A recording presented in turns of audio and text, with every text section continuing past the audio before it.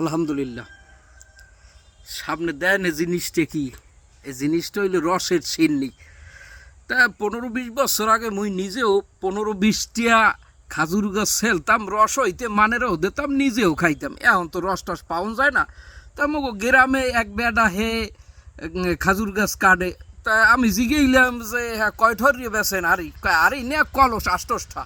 তে 8টা দিয়া এক কলস রস হইয়ে কিনিয়া এই বে নেলে আনছি। এখন ওই যে দেখেন এই সিন্নিটা আছে, এই সিন্নি খাইতেছি, রসের সিন্নি। আরে ভাই, রসের সিন্নির ঘেরানটা শুনলি তো পরানটা জুড়েই যায়। এই এখন খামু একটু মন বর দিয়ে কাটে। এখন তো রসও পাওয়া যায় না, আর বেশি খাওয়ানো যায় না। তা আমরা ওই চুরিচামারি নাহর দিয়া মানের দ্বারে জিগেইবেন, গ্রামগঞ্জে অনেক জায়গায় রস পাওয়া যায় কিনতে।